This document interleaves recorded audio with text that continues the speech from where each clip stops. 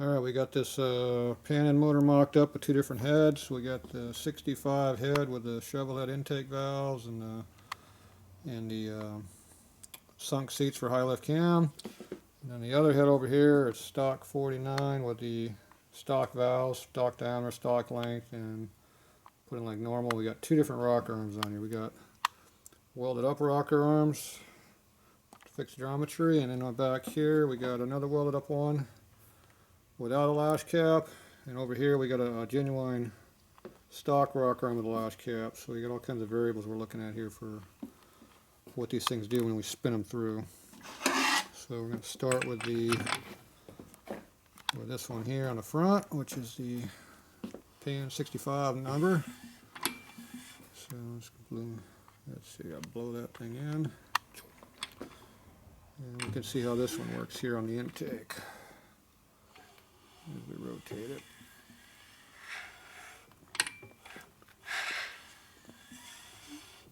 So you can see how it works pretty freely.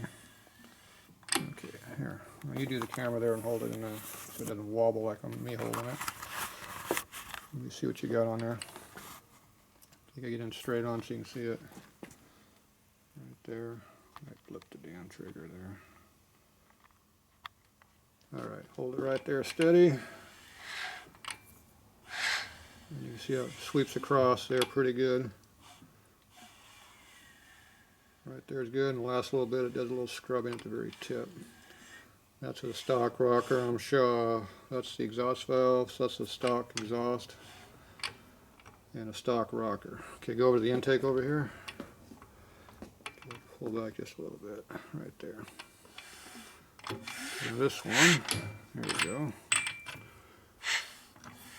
Okay, so let me see, pull back some more, get down lower so you can see it.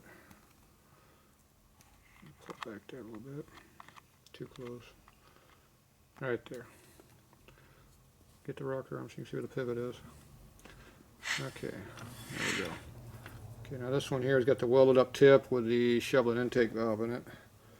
So these are longer than stock length. And it's got the welded up arm, and you can see how it sweeps across that surface there.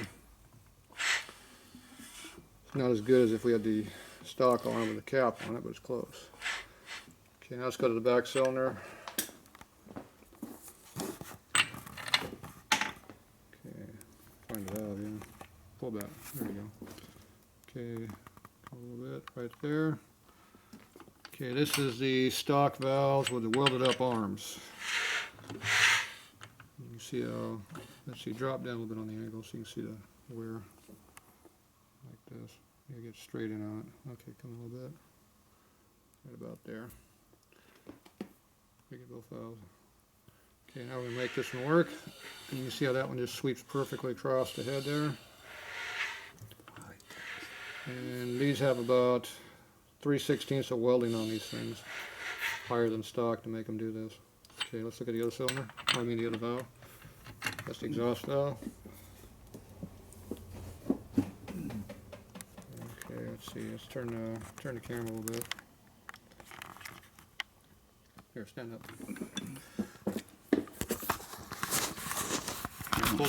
Pull back on it so you can see where you're at. Okay, we gotta get the camera to work here. Okay,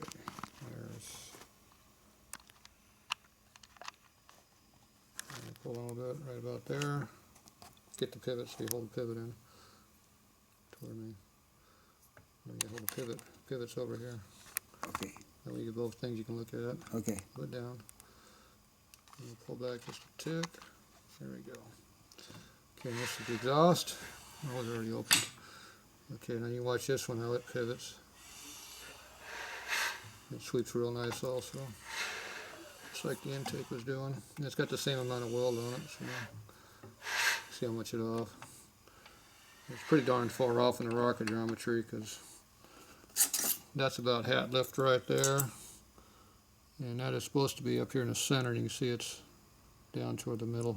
At the edge of it, it should be way up here, but with this combination of parts, it's working pretty good. So anyway, that's how that one works. So we're going to figure out how we're going to make them all the same next.